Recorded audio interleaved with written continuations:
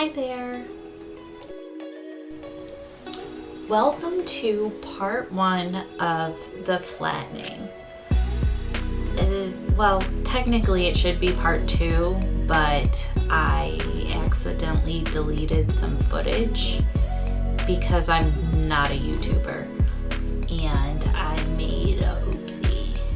So I don't have that footage anymore, but what you would have seen was me going around my island and picking up tons and tons of items and storing them in my husband's house. I had upgraded the storage, so I had plenty of space to put everything that was laying around my island. So there's no more items on my island as of the beginning of this video.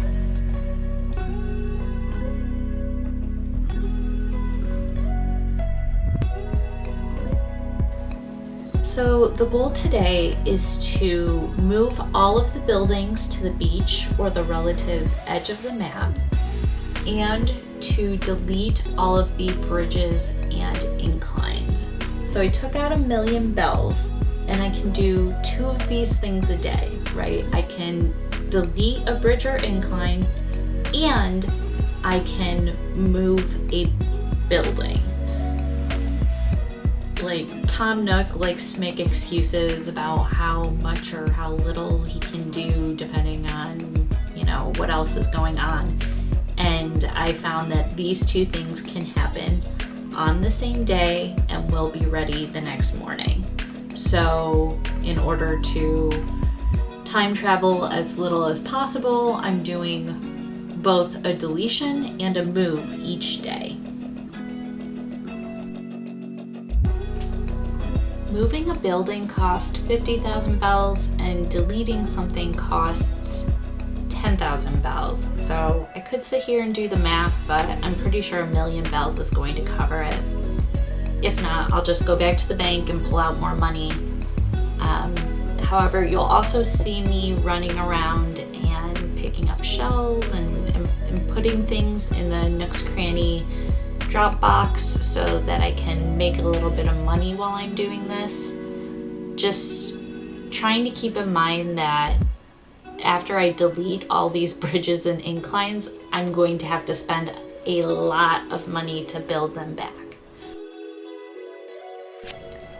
Now we gotta save so we can close the game, time hop ahead a day, and come back and do it all again. So without time travel, I feel like this process would take way too long. And I know some people consider time travel cheating, but I think in this case, it totally helps.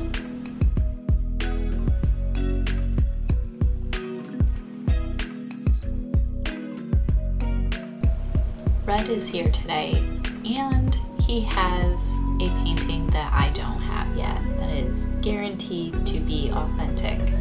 So one of the things you can do to keep yourself from getting bored throughout your flattening adventure is to make sure you take advantage of the special characters that are on your island each day.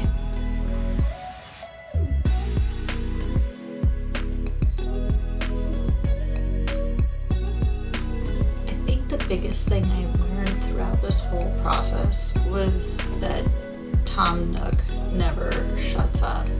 He just keeps talking and talking and talking and talking.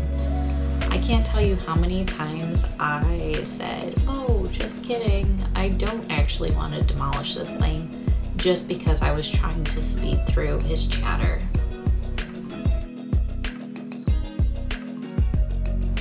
Isabel just told me that there's a camper, so let's see who it is. I don't know that guy. Hamfrey the hamster. I don't want him to move in. We're just moving on.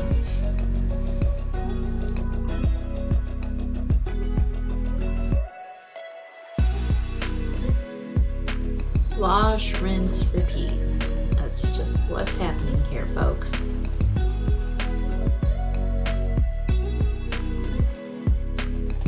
You'll notice I planned on putting the largest buildings on the beach to the right of my airport first.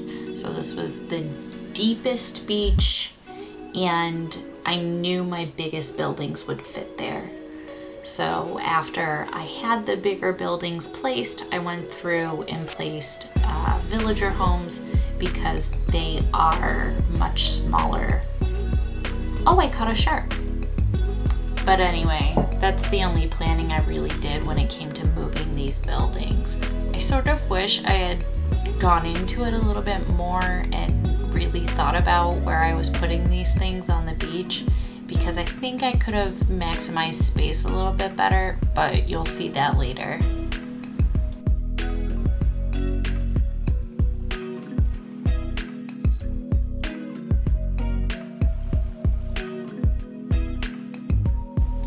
Another thing I would have done differently would be to have moved my house first so that I could be a little bit closer to town hall, just to make things faster and kind of eliminate all of the running around and pipe jumping I had to do every time I rebooted the game.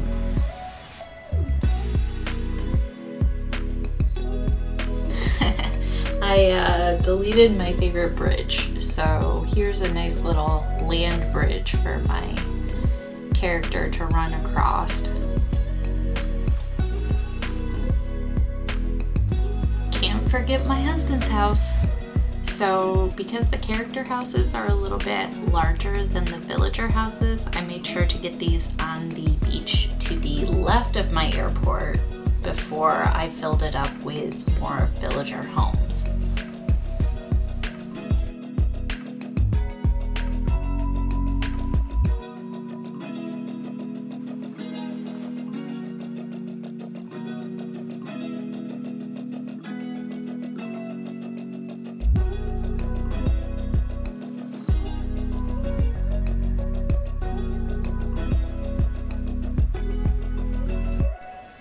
So trying to find a spot for Freya's house was so hard.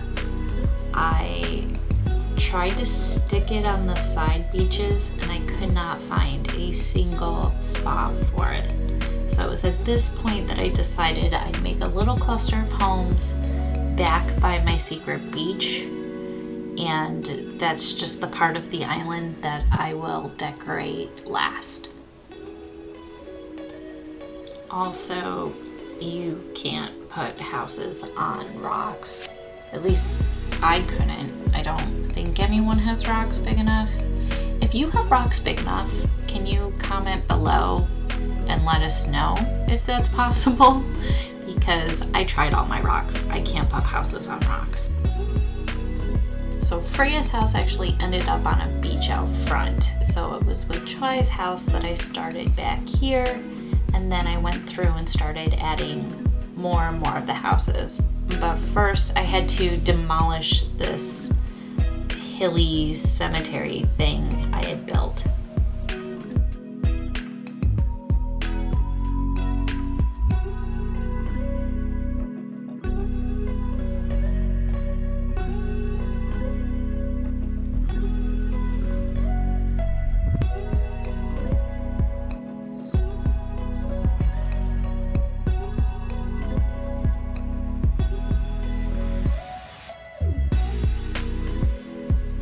There we go, that's all gone now. Okay, so the rest of the villager homes are gonna go back here. Like I said, they'll be out of the way. I'll just decorate this area last. I feel like I probably should have watched some other island flattening videos to see what others had done with their villager houses that didn't fit on the beach. But I didn't do my homework. Just a few more villagers left to go.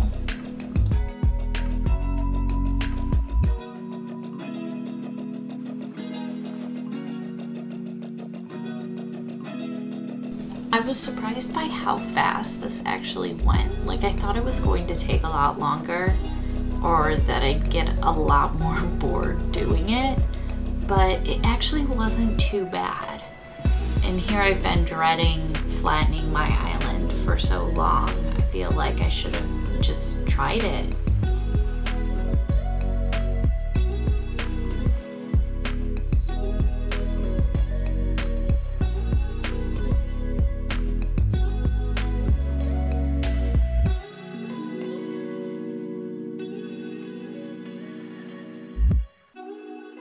And that's it. That's my last house. I did have one more bridge to demolish, but then after that, I was basically done. And that's all for today. So be sure to subscribe and come back and see what happens next on my island. Well, spoiler alert, I'm going to continue flattening my island. Bye guys.